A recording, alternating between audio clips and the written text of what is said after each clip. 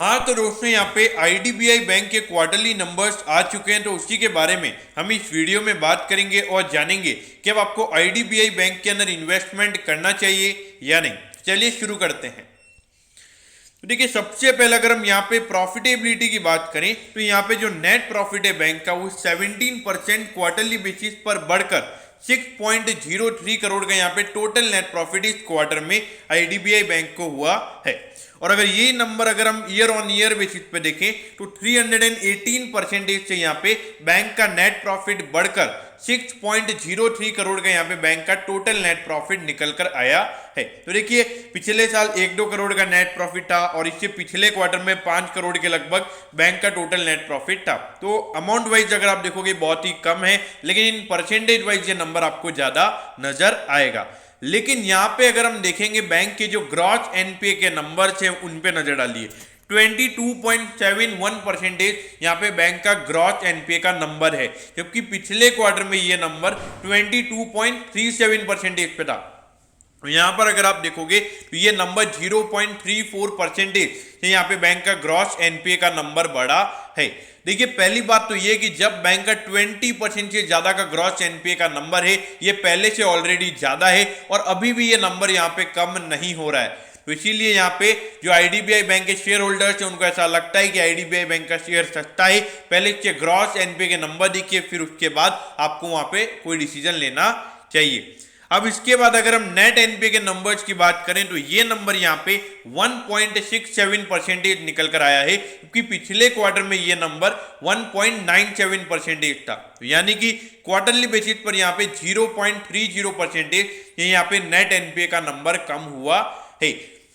देखिए, पहली बात तो ये कि ये नेट एनपीए का नंबर इतना कम कैसे, मतलब बैंक के पास इतनी प्रोविजनिंग तो होगी नहीं कि यहाँ पे इतना ये जो बैंक का एनपीए का नंबर होगा वो 20% ग्रॉस एनपीए के कंपैरिजन में कम हो जाएगा। तो देखिए, इसके पीछे का वो रीजन है, ये है कि जो बैंक ये एक गवर्नमेंट बैंक है, तो यहाँ पे अगर कुछ भी इश्यूज होते हैं तो गवर्नमेंट को अपनी जेब से पैसे लगाने पड़ते हैं ताकि ये बैंक बचे। जो लोगों का पैसा इस बैंक के पास है वो पैसा बचे। तो इसीलिए यहाँ पे जो गवर्नमेंट जो बजट में जो टैक्सेशन का जितना भी पैसा मिलता है उसमें से आधा पैसा बैंक जो गवर्नमेंट है उनको इन बैंकों को बचाने में चला जाता है। जैसे आईडीबीआई बैंक हो गया, बैंक ऑफ महाराष्ट्र हो गया, ये जितने भी पीएसयू बैंक है इनके जो हाई एनपीए हैं उनकी वजह से इन बैंक को बचाने में गवर्नमेंट का आधा पैसा चला जाता है। तो इसीलिए तो बैंक यहाँ पे इन बैंक को प्राइवेटाइज कर रही है ताकि जो पैसा इन बैंक को बचाने में जाता है वो इंडिया की ग्रोथ स्टोरी में जाए और इंडिया में आने वाले टाइम पे हमको जब भी 9 से 10% की ग्रोथ देखने को मिल रही है वो वहां पे इंडिया की जो जीडीपी है वो 14 से 15% बढ़े।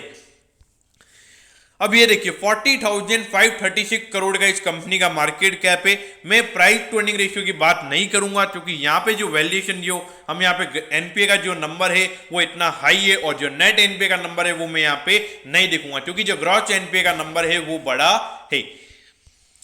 अब ये देखिए, लगातार यहाँ पे लॉसेस चल रहे थे, ऑल्दो पिछले साल प्रॉफिट हुआ है क्योंकि पिछले साल ज्यादा लोन बुक नहीं बढ़ी है और जब इन बैंक की ज्यादा लोन बुक नहीं बढ़ती है तो ज्यादा पैसा यहाँ पे प्रोविजनिंग में चला जाता है, जो भी बैंक यहाँ पे नेट इंटरेस्ट इनकम के फॉर्म में कमाता है। अब यहाँ पे आने वाले टाइम पे जैसे लोन बुक बढ़ेगा तो वहां पे और डिफॉल्ट रेशियोज हमारे सामने वहां पे निकल कर आएंगे। तो इसीलिए ये रिस्क आपको हमेशा एक पीएसयू बैंक के साथ आपके साथ रहेगा। अब ये देखिए 37.95, अब इसमें मैं ऑल टाइम हाई से मैं कंपेयर नहीं करूंगा। देखिए, जो ग्रॉस एनपीए का नंबर है लगभग 22% का, ये कम से कम जब तक 15% तक नहीं आ जाता तब तक मुझे नहीं लगता कि आईडीबीआई बैंक का स्टॉक यहाँ पे 50 रुपए से ऊपर जाएगा। हाँ, ऐसी कुछ न्यूज चल रही है कि एलआईसी इसके अंदर पूरा स्टेक बेचने वाला है, गवर्नमेंट भी अपना स्टेक बेचने वाला है और कुछ प्राइवेटाइजेशन की बात चल रही है, तो उसके बेसिस पे थोड़ा स्टॉक मूव कर सकता है। लेकिन आने वाले टाइम पे अगर ये प्राइवेटाइज होता भी है तो मैनेजमेंट कैसा रहता है ये देखना भी बहुत जरूरी रहेगा। तो अगर अभी आपको इन्वेस्ट करना चाहते हैं तो एक कंजर्वेटिव या मॉडरेट काइंड ऑफ इन्वेस्टर ने इन्वेस्ट नहीं करना चाहिए। अगर आप एक एग्रेसिव इन्वेस्टर हो, ज्यादा रिस्क लेना पसंद करते हो तो एक बार के लिए आप इन्वेस्ट करने का सोच सकते हैं। अगर आप बिल्कुल भी रिस्क लेना पसंद नहीं करते हैं तो मेरे ख्याल से आईडीबीआई बैंक में आपने इन्वेस्ट बिल्कुल भी नहीं करना चाहिए। तो दोस्तों, मैं होप करता हूं कि आईडीबीआई बैंक के नंबर्स के बारे में आपको सब कुछ पता चल गया होगा। अगर आपकी कोई भी क्वेरीज है तो आप कमेंट कीजिए, मैं जरूर आपके कमेंट पर रिप्लाई करूंगा। ओके दोस्तों, thank you, have a nice day.